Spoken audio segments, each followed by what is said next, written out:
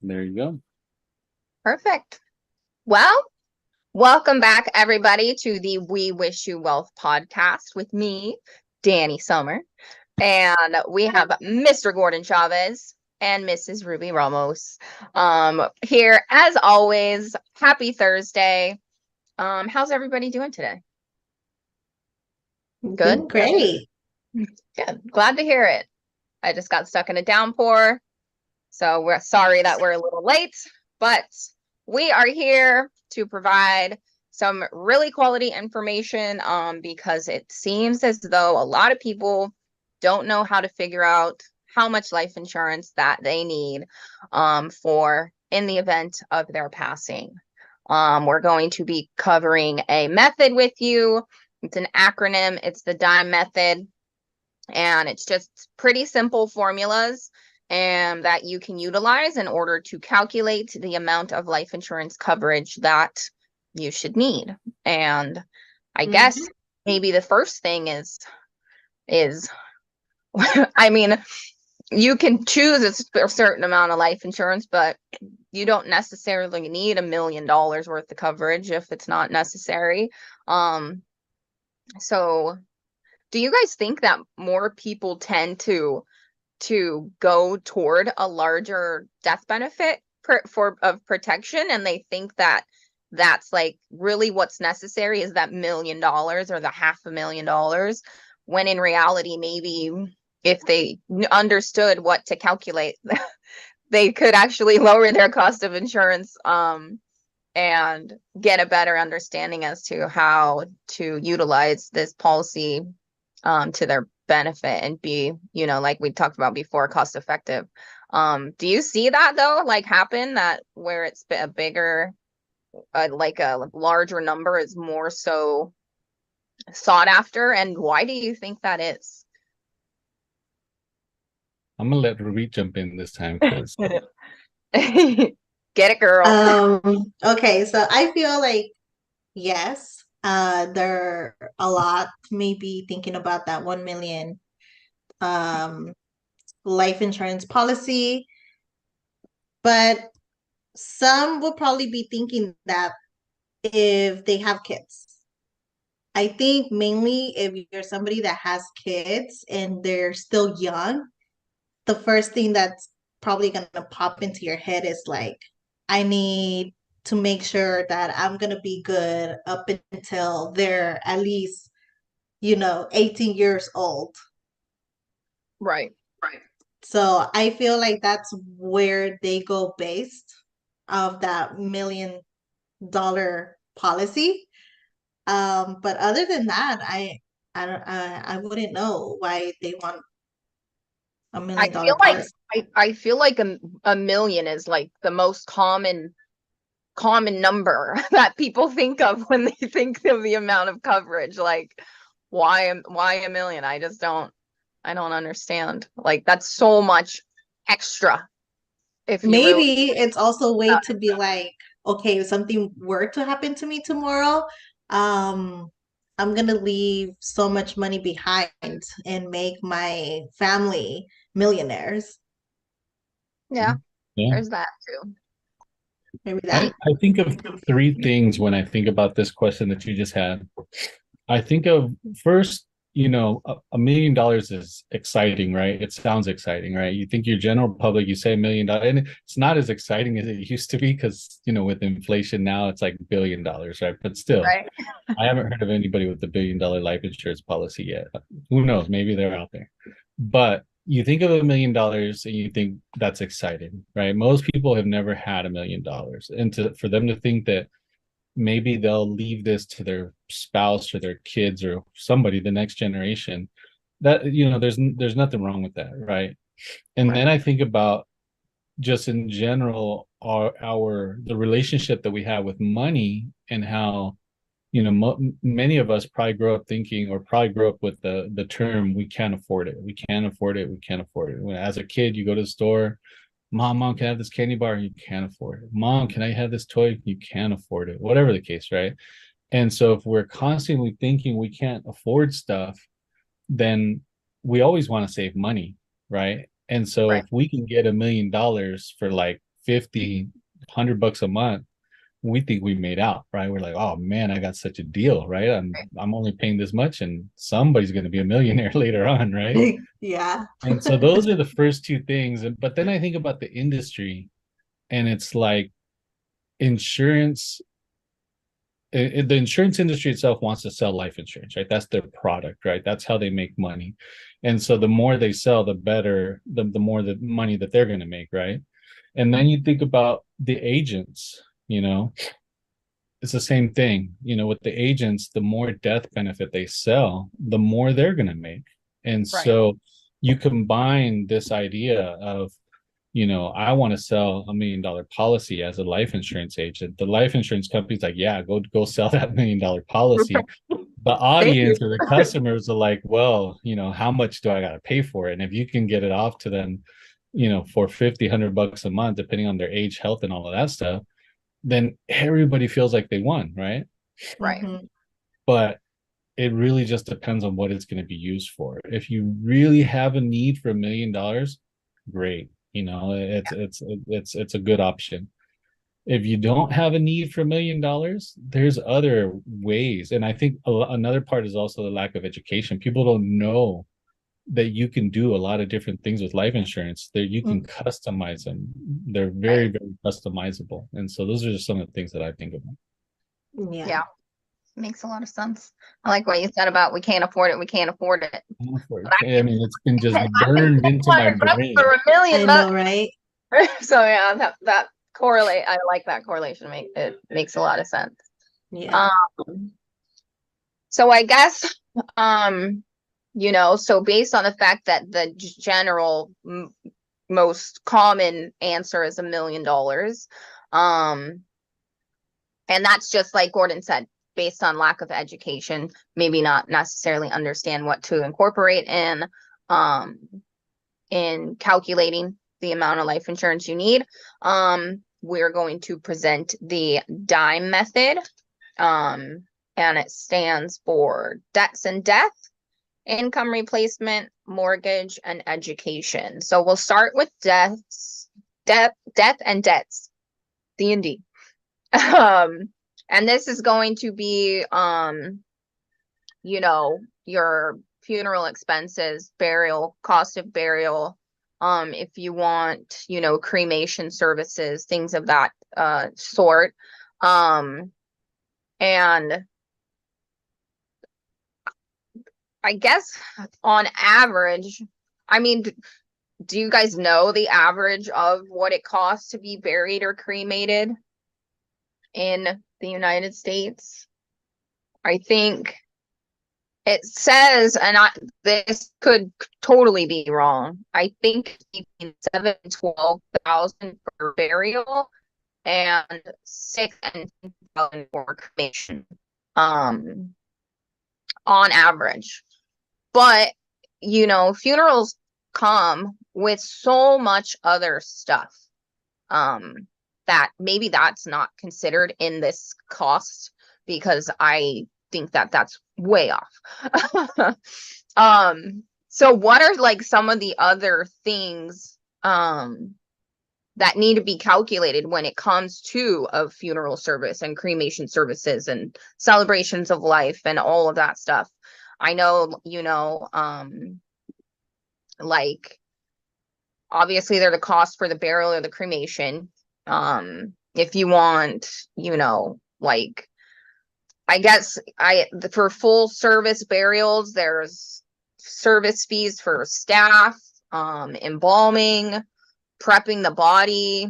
You have your casket, your headstone, a vault, a plot if you want it. And like all of those things add up. So based on 12, I think we may potentially be at 20 for traditional. I mean, and I don't necessarily mean to get too personal with you guys, but have you ever had to deal with the process of preparing a funeral for someone? And do you remember like maybe what that costs? Because I haven't ever had to be a part of that. I have not. No, I've helped with specific parts but I have Hmm. not been the person that's in charge of the whole thing and had to think of everything, right? Right. So yeah, I've never had that experience. Okay. Yeah. I haven't personally, I haven't. Um, I think my old boss, he experienced it and he was actually helping out for he calls him like his compadre. Hmm. And he did mention something like that it was expensive, and I think it went around 30K. Okay. But I'm not exactly sure like where he got buried, what type of funeral did he have, and because I mean funeral expenses are expensive. Right. And I mean, that's just like, and then you still have flowers, you have transportation, graveside services, Yeah. viewings and visitation. There's so much. So, and with the price of everything increasing, I would like to say that maybe, it is anywhere upwards of 30 to $40,000, Yeah. maybe that mid-range. Just depending. Like, Just depending on everything that you are, everybody it should. I mean, at least my family knows I want to be cremated. You know what I'm saying? But some people want that big traditional ceremony, and all of the people to come and all of that stuff. Yeah, I'm But I'm guessing there's going to be, two groups of people. There's going to be those that are prepared, they know what they want, and they've made the preparations so that, their family or whoever can take care of everything that they want. And mhm, then there's those that, just don't have enough preparation or don't have the means, or the funds or they didn't purchase the life insurance, or they didn't buy a plot. They didn't, get the final expenses, none of that stuff. And so right, I'm assuming part of the time it's a, it's something that's prepared for, and then other parts it's like people just scrambling to make things work. And unfortunately some of them will have just the bare minimums, and some of them will have, a decent, funeral and burial and all of those different right. steps and all of that. So it's hard. I know for me we got to have like a DJ and a taco truck and different things like that, but a Oh, whole a whole party it's going gonna be a on, full celebration. He's party. you gone know? finally. No, He finally No. be. That's no, yeah, but it should be a celebration, at least in my It yeah, it opinion. should. It should be a celebration. I yeah. mean, it's hard to It celebrate, is. obviously, It's but very hard. Right. Yeah, I hope that glasses are getting raised to the sky for me for sure. I don't Mhm. want it to be sad. I definitely would prefer it to be a celebration. Like, heck yeah, we got to know Dani. Yeah, She was yeah. exactly. she was cool. But but yeah. So along with not only dying, there is Death. the idea of debt. How much debt are you in, and are you going to leave that for your family to take care of, or are you going to include that in the equation for the D, death and debts? This could be credit card debt, student loan debt. I mean, let's name off some other debts. I don't know, but Mm. what other things, I guess, can, I guess car loans, Mm. all of those things need to kind of be considered. What other things would you guys incorporate into the list of debt that may potentially need to be considered when, you know, adding this? Maybe like furniture debt. Mhm. Yeah, Furniture is expensive. Yeah. yeah. Let's just There's put it on a credit home loans card. and timeshares, and What did you say? Timeshares? yeah, there, That's people one. have home loans and timeshares, and you know, medical expenses that Oh yeah. maybe they're not Oh, finished up yeah. paying. There's there's sometimes if you're later on in life, hopefully, most people do live a longer life, right? They've had the opportunity to like help other people and co-sign on that loan and co-sign on there and try to help some other people. Mm-hmm. And I believe, I'm not an estate planning attorney, but and I recommend working with an estate planning attorney, but I'm assuming that all of that is somebody's got to be responsible for it, right? And Yeah. hopefully there were enough funds in the assets of the estate to be able to take care of this, so that debt or burden doesn't fall on the children or the spouse or whoever's left behind. It's Right. hard. Yeah. Yeah. It's like, don't think because you're dead, you're getting away with this. Right. So yeah, so when it comes to the D, we would add the death, the cost of the funeral or the cremation, all of the other things that want to be considered that we mentioned that come along with that, and then add that to the debt, and you get the total for your D part of the D.I.M.E method. Actually, do you guys know, maybe have an average of what the average consumer debt is right now? Like, Good question. Maybe I don't 20? know. Yeah, I was thinking I would 20. say maybe 15 to 20. Yeah. Oh, it says, okay, I found it. The average American in 2023 carries $21,800 in personal debt. Yeah. Sounds Yeah. about right. Yeah. And So I'm sorry, go ahead, Dan. no, you go ahead. I was going to say, if you're gauging a funeral to cost somewhere, around 10 to 15,000 or less, if you're going to be cremated, you also have to take into consideration the average. You said average 22,000 or something like that. Yeah, just about. So at this point, we're at probably $35,000 so far. Mm-hmm. Yeah, I was gonna say, well, based on maybe at incorporating, caskets or headstones or anything, I was gonna just round that up to about a 20. We'll just put it, at 40,000 for now. Yeah. So far 40,000. Right.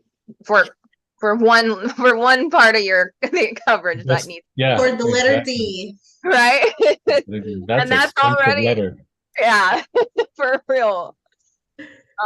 Let's see. Next letter in the D.I.M.E method is I, income replacement.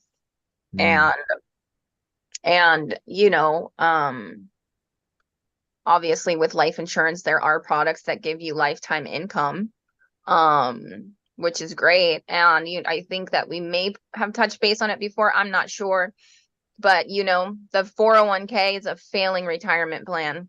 And there are a lot of people, retirees or people who are retired, that are coming out of retirement because they didn't plan to have supplemental retirement income.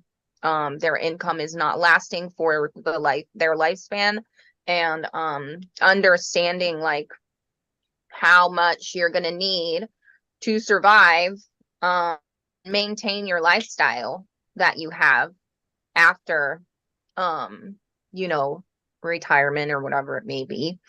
How do we go, how do we go about calculating that? Are you gonna I guess you have to consider how your lifestyle is going to change, or if you're gonna, are you gonna change it and increase the cost of living that you want to live, or are you going to decrease it and live below your means? All of these things have to be considered. But on an average, let's see, so most people retire at 65, and if you plan to be, let's just say 90, so that's 25 years.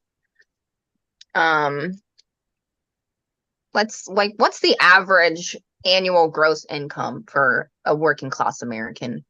About, I would want to say 60K. Mm-hmm. 60 might 60 even or be a little high, maybe 7 like 55, I want to say. or 55. I mean, well, because of the way I see things, for example, even the fast food restaurants are already paying like $20 average income. So, but Right. 55, yeah, 55, 60 Yeah, Yeah. a year. exactly. And if you're trying to leave enough money to your loved ones, basically you're looking at a household. And usually in a household, at least here in the US, and probably more so in California, both are earning income, both of the parents, just because it costs so much to live out here in Southern California. And so if, say, one of them passes away, and say the average income is, say, 55,000, the question is, like, how many years of income do you want to leave them? Yeah, for how Do you long? want to leave them only a year's worth? Do you want to leave them a few years worth, 5 years worth? So that becomes a question, because then that you have to multiply that 55,000 times how many years of How income many years? you want to Yeah. leave that person. Yeah. So if we were to say like at least, you know, 10 years, Hmm. maybe. I mean, it just depends. It just Yeah. depends. Different households. Some people have younger children, others have a bit of older children. Hmm. So if you have, let's say, a 7, 8, 9, 10-year old, then you would expect like at least 10 years. Right. So that way I don't decrease my lifestyle, because it's like we're just barely getting by, and then now I have to decrease it even more with the same amount of kids. Yeah. It It's true. Yeah. Yeah. Yeah. So if you Okay. were calculating at, that, let's just say 60,000 for the 10 years, that's $600,000 that needs to be added into the equation of how much life insurance do I need? Yeah. Mm. And that's Okay. only 10 years, and if you're considering maybe utilizing this too, and then, for retirement or whatever it may be, or like you were saying, Gordon, if one of the parents passes away and now you're supplementing that income. I mean, granted, they still have that, but you kind of have to calculate what it's going to be like for you to be gone in order to your family to remain stable. Yeah. Yeah. If it is the 60,000 at 10 years, that's 600,000. So Mm-hmm. How many parents end up, widows end up having to get like a second job just so that they don't lose the right. house, and then they're not around to take care of the kids and be present, and so it's a huge thing. It's a huge Yeah, thing. Yeah, it is. is. And then, if they're not around, then they're worried about paying for childcare and all that stuff, which is also expensive. There's so many different factors that play into, where this money is going when you really start to break it down and think about it. Yeah. A whole lot to be considered. Yeah, Uh, that must be really, really hard. My love goes to all those people. Me Yeah, too. I mean, to all, Yeah. to all of a sudden end up being a single parent, Yeah. Yeah. it's rough. So that's two letters. D, we thought D was expensive at 40,000. Yeah. And now I we're came in at 600. oh boy. So What's now we're that? at 640. Now we're at 640. Yep. So we've got mortgage next. I don't own a house. Do you own your house, G? Yeah. Do you want to get personal and tell us how much your mortgage Yeah. So Or I bought my about. house. We bought our house in 2006, right before the whole real estate thing happened. Obviously at that point we didn't get the best deal, but we paid 355,000 for our house. And supposedly, even though I don't believe it all, it's now worth like 650, 675. And our mortgage is, including taxes and insurance, is about $2,000 a month. And so we still owe probably 250, 275, something like that. So the principal hasn't really been paid down a whole lot because we didn't get a good deal at the beginning. We got into it and I had no idea what I was doing when I bought my house. We lucked out that we still have the house, right? But all that aside, right? So if we owe 275,000, we'll say, that's just it. That's what the mortgage, the M stands for. Like how you have to, the idea is to leave enough so that the spouse can pay off the house and have that much less expenses per month to deal with afterwards. So if I passed away and my death benefit was enough to cover all of these things, and Anna went and said, I'm going to go pay off the house, that would mean that she has $2,000 less expenses per month to deal with, basically. Yeah. I mean, there's still taxes, so it's not exactly 2,000. She would still have to pay property taxes and probably insurance, but still, that's a huge, that's a big help. It's a big help. It's definitely probably you feel relieved, a sense of relief knowing that you're not scrambling every month for that extra 2,000 because Gordon was so kind as to provide mortgage protection. Yeah. Did the math right, calculated appropriately. As long as it's not increasing my bills as a single parent, Mm-hmm. and it's actually decreasing, it's helping me out to pay less. That's a big help. Yeah. And we also, we talked about debts in the D, and letter D, right? Yeah. And that included things like car payments and car loans and stuff like that. So hopefully there was also enough to pay any cars off so that, I don't know, what's the average car payment right now? Like $500? It's crazy. Yeah, I think so. That's another monthly payment that goes away, hopefully, right? And in the best case scenario, right? Yes. Yeah. So we were to say like maybe what, 300K for mortgage? Yeah. An average person. Average. So now we're at 940,000. 940. We're almost at that million we were talking about earlier. That miracle million. That magic number. That magic $1 million. And what's last? E. We've spelled D.I.M.E. The E is for education. How many children do you have? Do your children want to go to college?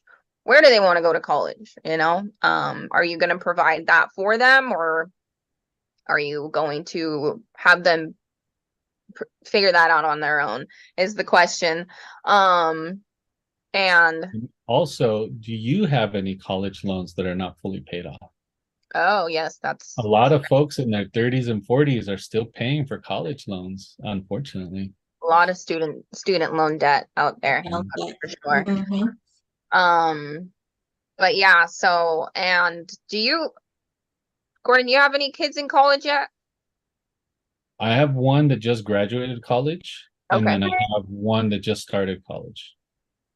Do you know how much their tuitions were?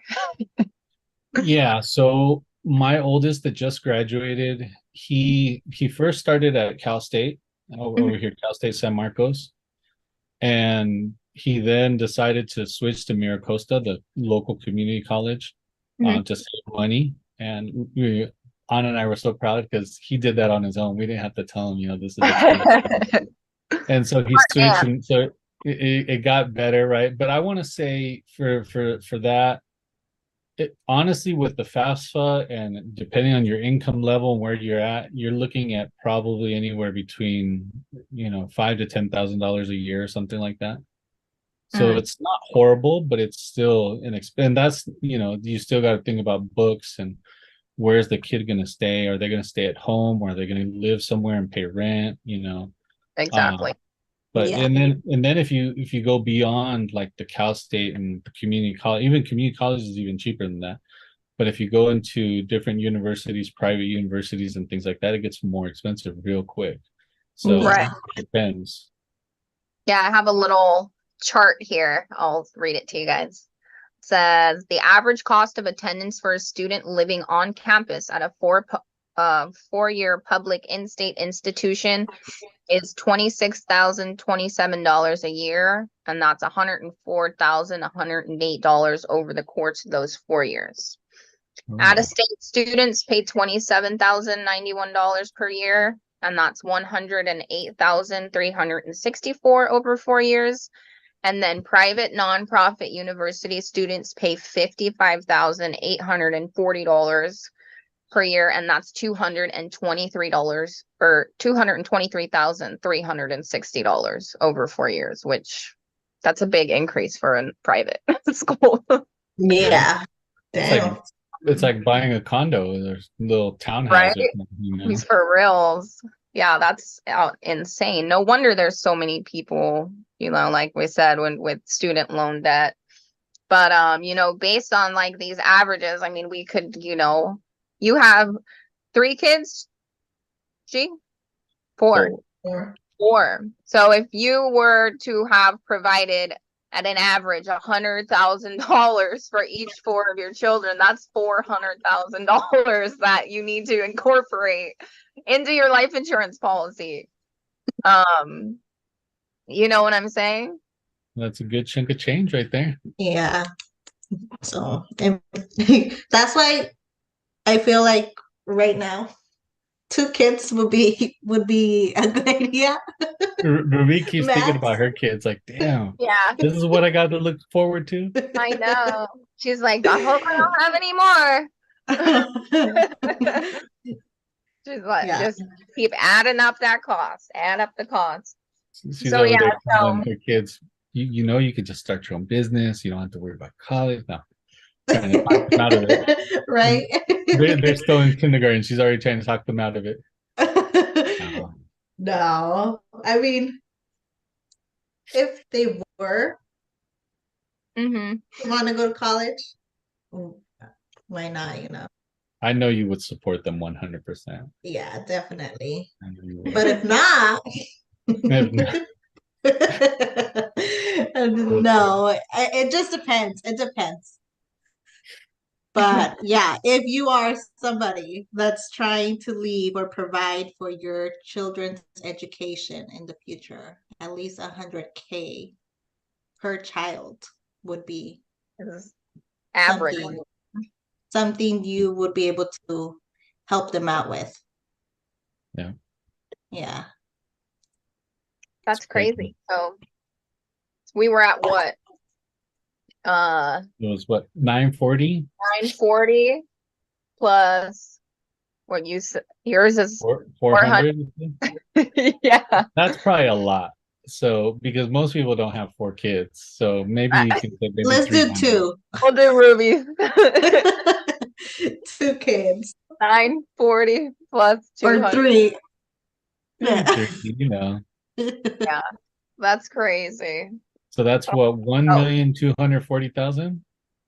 Yeah. Yeah. Yep. Dang. So yeah, I guess we debunked our own puzzle. What were we saying And earlier? that We're is done. The why people magic ask for $1 million. Yeah, policy. the magic number is 1 million, and this exactly explains why. So Yep. But college savings can come in different forms. It doesn't all, obviously this is all just in case, right? Because then somebody, they live a long life and they don't their kids grow up, they go to school, they get degrees. This person still has this policy that's $1 million too, and so if you think about the different options available to people, and we think about permanent life insurance versus term, where there's cash value being developed, there's more Right. things we can do with that, and it's not just a death benefit. So Correct. Yeah.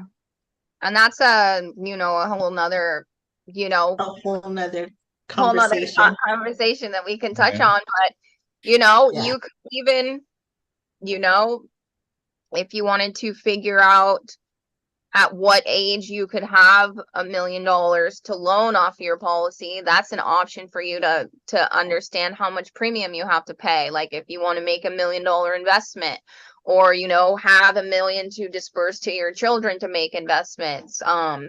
There's so many different avenues that you can base this one off of $1 million. And then like what the lifetime income, how much, if you want a specific amount of lifetime income, we can figure out how much of a premium that would be for you to achieve that number that you really want to have guaranteed. So there's so much to be considered when it comes to how much life insurance that you yeah, really Yeah. want. yeah. Yeah. Like what are you, are you using it for to cover these things? Are you using it for investment purposes? Are you, investing in real estate? Are you buying other assets? Are you starting businesses? Are you opening rent, duplexes or quadruplexes? When leveraging cash value, when it comes to, permanent insurance, or as we speak mostly about indexed universal life, then the whole concept of this idea that we just gave of life insurance completely changes. Yeah.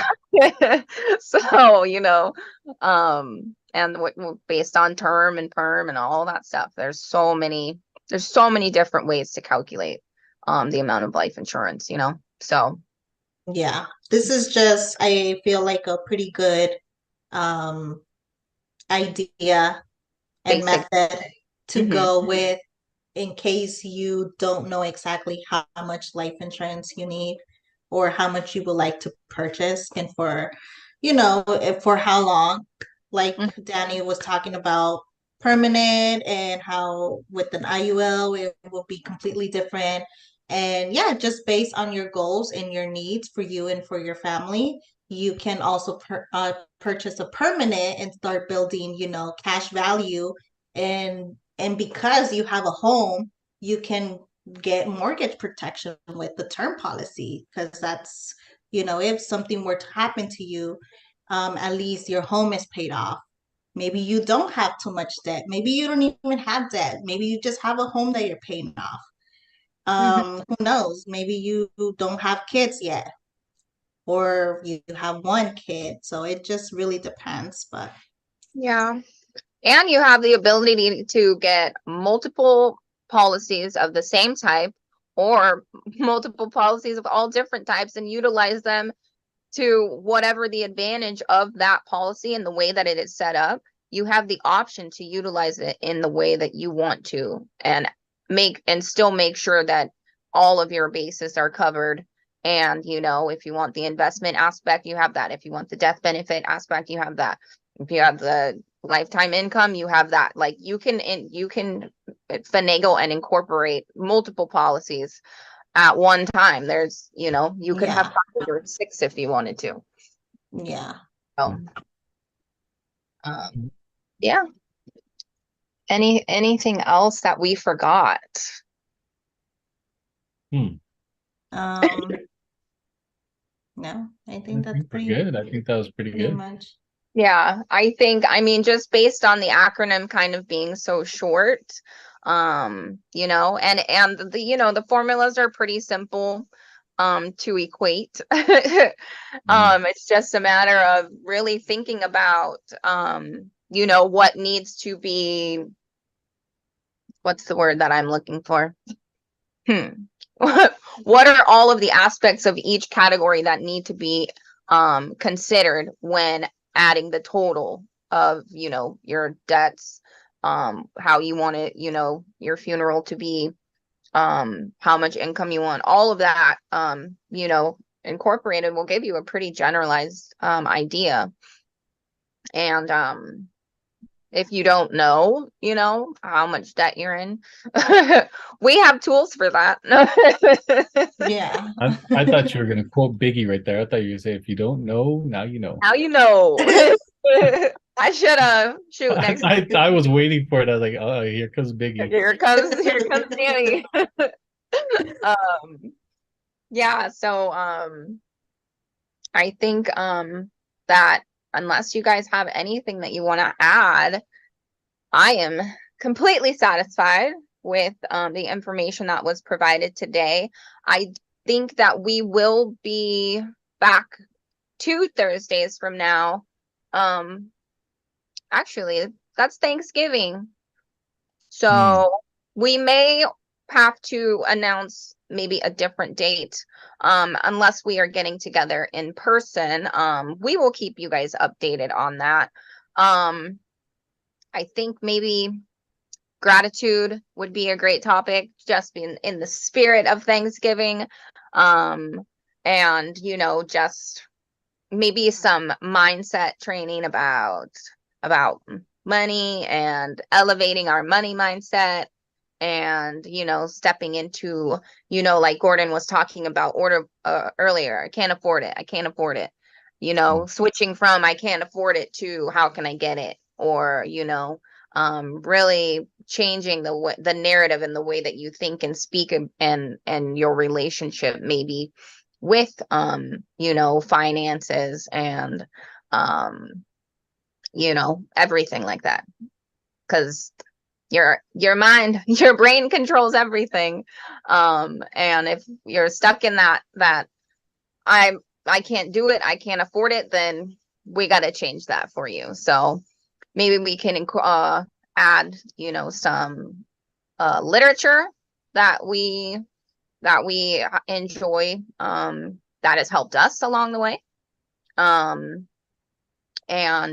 yeah, so I think that will be our general consensus. But I thank you guys so much for joining us again for episode 5 of We Wish You Wealth, on how to determine how much life insurance that you need. If you have questions, please feel free to reach out to any one of us. There will be links to our profiles in the comment section. We are more than happy to help answer any questions that you have. And we hope that you enjoyed, and we look forward to seeing you again soon. And as always, we wish you well. Take care. Yeah.